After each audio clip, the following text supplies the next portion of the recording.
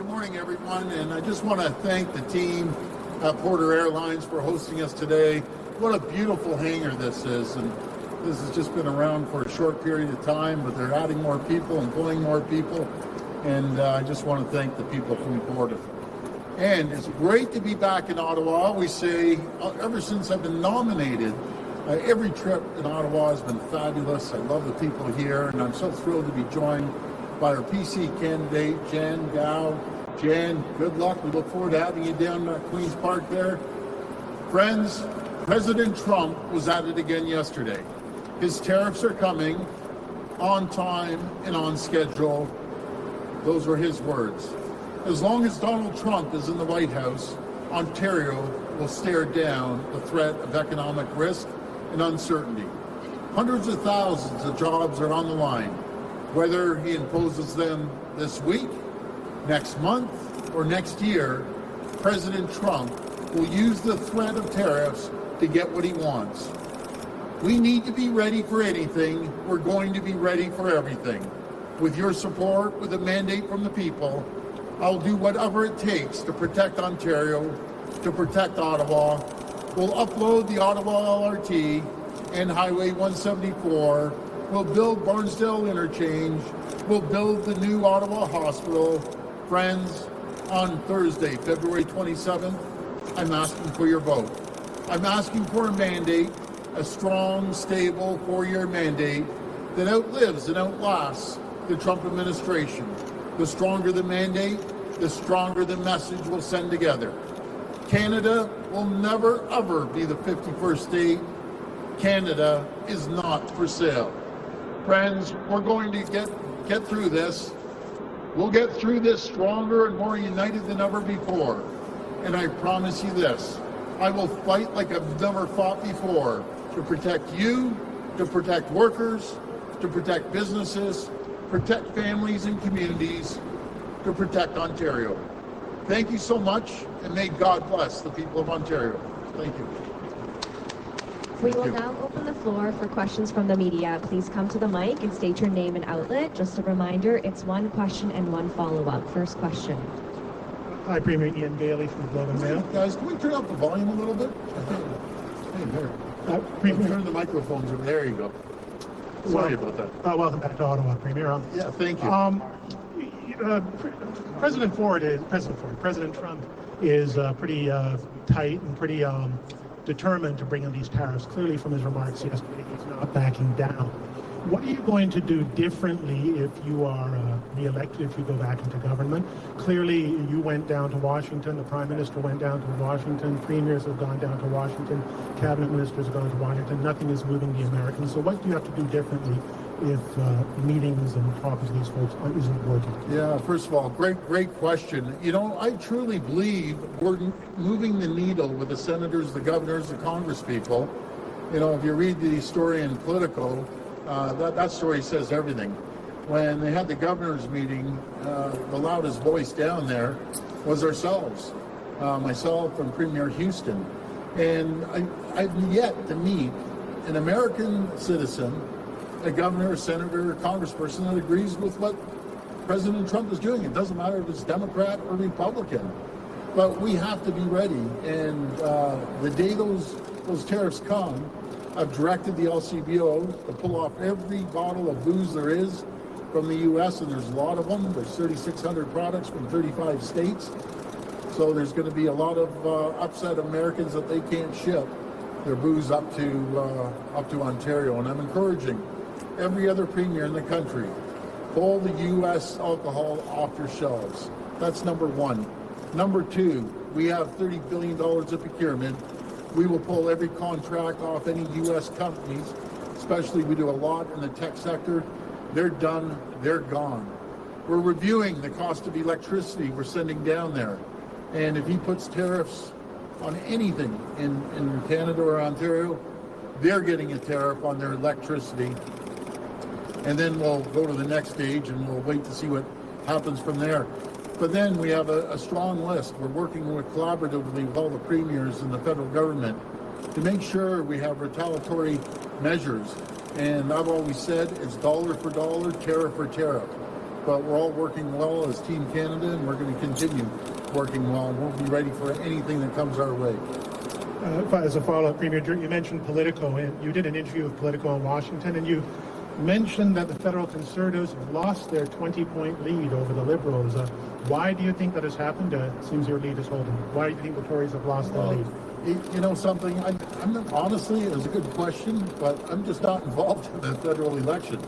There's probably 1,000 different reasons why the gap is closed, and that's going to be up to the federal parties to figure that out. But thank you for that question. Hello, Neville Hunt with the Community Voice newspaper in Canada. Hi, Neville. I've asked you questions about the Canada Lakes Golf Course many times and on multiple occasions, including 3 weeks ago today here in Ottawa. You promised to get me an answer if I left my contact details with your staff. I have had 0 callbacks over a year and a half. When Club Link wanted to build homes on the Glen Abbey Golf Course, your government stepped in and with one phone call got the plan stopped. We have the identical situation in the riding of Canada Carleton, where Club Link wants to build on the Canada Lakes Golf Course. Why can't the voters of Canada Carleton get the same consideration as the people in Oakville? And what did your government offer to Club Link in a phone call about Glen Abbey that you will not talk about? Yeah, well, first of all, and you did ask me these questions before. I understand it went to the courts. They lost in the courts. Now they're going to challenge it in the Supreme Court. So it's in front of the courts. The Supreme Court will make that decision. Either you know what was offered to Club Link for Glen Abbey to stop the development there, or your housing minister acted without your knowledge. Which one is that? Yeah, I don't know what happened over there. You know, I focus on making sure that we grow the housing right across the province, and that's going to be up to the community and up to the city of Ottawa to challenge us, which I understand they're going to challenge it. It's going up to the Supreme Court.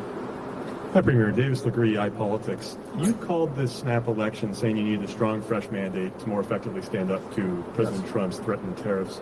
I don't know if you saw the voter turnout in the advanced polling, but it's low, especially compared to the last couple of elections. Only 6% of eligible Ontarians have cast their ballot early. Can you get a strong mandate when less than 40% of eligible Ontarians even participate in this election? Well, absolutely. We have a democratic process here, and the people should go out there and vote. I encourage every single person to go out to the polls and vote. So let's see what happens on Thursday, and the people decide. This is a democracy. But we do need a strong mandate from the people of Ontario to outlive and outlast the Trump administration. We're going to make sure that we do everything we can to protect the people of Ontario, protect the communities, protect businesses, and protect jobs. And on a different note, Bonnie Crombie was in town yesterday, and she was forced to apologize in a campaign stop in Ottawa Vanier because she was speaking in front of a sign that was not translated into French. When Ms. Crombie and Merritt Stiles have come to Ottawa, they both try to speak at least a little French. And I've noticed that in your platform, which you released yesterday, there was no references to the French language or the Francophone community. I guess a two-parter, can you speak any French? And what would a re-elected PC government do for the Francophone community? Well, come and see, come and stop. You know, a little bit here, a little bit there, but you know something, we're passionate about supporting the Francophone community. They know it. I know it. We have a great minister, Caroline Mulroney. We've done more for the Francophone community, all 600,000 of them, I believe that's the count, than anyone. And yes, do we have our signs bilingual?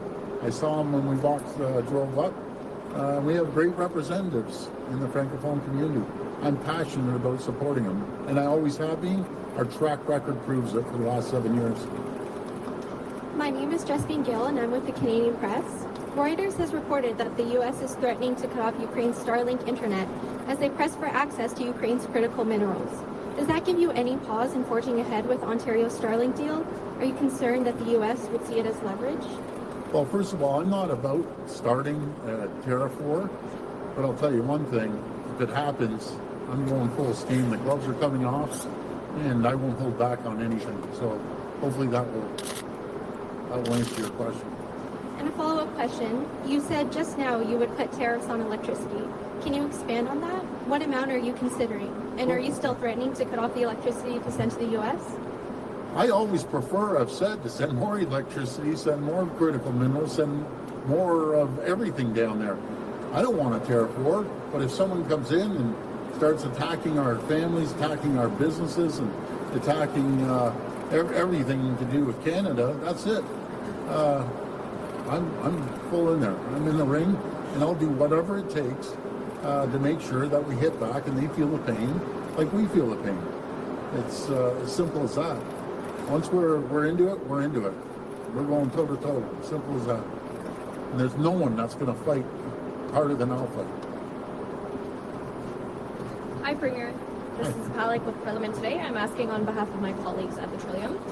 Your platform doesn't tell Ontarians how much all your promises will cost. Do you personally know how much all your election promises will cost Ontarians? It actually does show in there. We're going to spend another $40 billion on a wide range of areas, but we also have to have a safety net to make sure that there's money there to protect businesses, protect families, and protect jobs. So let's see what happens with the tariffs, and then we'll see where the money is being allocated in the hardest hit people. That's what we're going to focus on.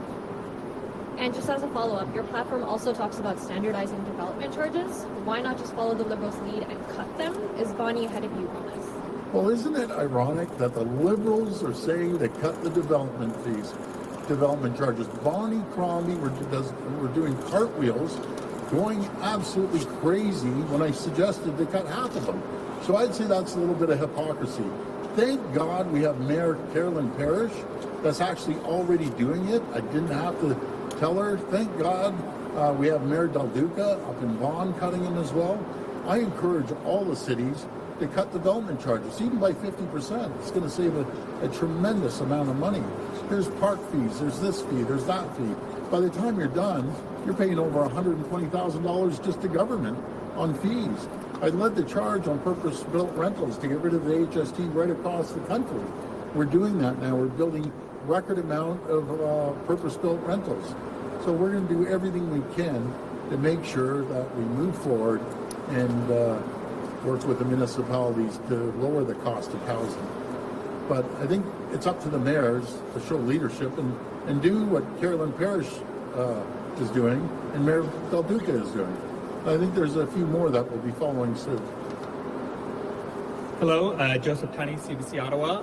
You touched on it on your opening remarks, but I want to ask you about the LRT. Phase 3, which would bring it to Canada and Barrhaven. The city's asked for 50% provincial support. Are you on board for that? Well, we're uploading Phase 3. We're helping out on Phase 2. I think Ottawa Transit, they're a little over their head, to be frank with you, and that's fine. We're going to go in there and give them reinforcements. We're going to support them. We're going to give them money. So we're going to take care of it. And, they've tried. They've tried. That's what I can say. But now we're going to bring in the big guns, and we're going to get this job done. So for my second question, I know the province is pouring a lot of money into skilled trade spending. I just want to get your reaction to program cuts at Algonquin and other colleges, some of what we've seen in recent weeks. Yeah, well, we've increased funding well over $1 billion to the colleges and universities to help them. We're going to continue supporting them, but we also need the unions to help out too. It's not just all one way. Colleges do a great job on skills development, but so do the unions, and we're increased the funding to $2.5 billion to make sure that we train and upskill over 1 million workers to get ready for the infrastructure projects. We're spending over $200 billion on infrastructure. We added another $22 billion to speed up those infrastructure projects, but that's what's going to get us through these tariffs, making sure we have the trained people to do the jobs. Hello, sir. Charles with Le Droit. You said that you would upload the LRT to Metrolinx. There's been some MPPs and other people who are not fans of Metrolinx. They don't have a good record on Eglinton, Crosstown. How can you say to the people of Ottawa that it would be a good move to upload to Metrolinx? Well, I'm not going to throw up Phase 1 and all the disaster that's happened here with the LRT. And by the way, Metrolinx is building the largest transit expansion in North America. No matter if it's the Eglinton West line that was ahead of schedule, 4 to 6 weeks on time, on schedule, the Scarborough line, the Yonge extension, the Ontario line, the Hazel McCallion line, the Hamilton LRT, so all of them. I would say that they're doing a very good job. They're professionals, and they're going to really add to the team here in Ottawa, and they should be doing cartwheels that they're going to have support now. This will be the last question. Dave from CTV News. Hi, Dave. Ottawa has been without a cabinet minister in your government since Mary Lee Fullerton resigned 2 years ago. Has Ottawa been shortchanged under your leadership? No, that's why we opened an office here in Ottawa, and they're doing a great job. We get a lot of inquiries. That's all the more reason we need a strong mandate from the people of Ottawa. I love Ottawa. Ottawa's never seen so much love from any other government. You know something, with our new deal, no matter if it's over $12 billion we're spending on the new Ottawa hospital, which hasn't been done before. No matter if it's uploading Highway 174 and provided $9 million right out of the gate for road maintenance, not to mention the other $181 million included in the new deal for roads and highways and other transportation needs, including funding for the design and construction of a new interchange at Highway 416 and Barnsdale Road. We're advancing Canada North Transit Way, as well as repairing and upgrading rural roads outside of the city center. We're also, we put into Byward Market a little miniature police station to make sure that is safe. So we're putting more money into mental health, looking after violent crime. The police are getting a helicopter. So, we're doing a lot. We spent over $48 million more in funding to improve public safety in transit and downtown. So the list keeps going on. I can't remember ever Ottawa getting this much love from the government. We love the people of Ottawa, second largest city in Ontario, and we're going to be there to support them. But the people of Ottawa, you need a strong voice down at Queen's Park. I can't stress it enough. It's absolutely critical that we get that. So I'm just hoping on February 27th, you elect a lot of MPPs to have a strong voice for Ottawa. So thank you very much, everyone. Thank you. This concludes today's press Appreciate conference. it. Thank you. Appreciate it.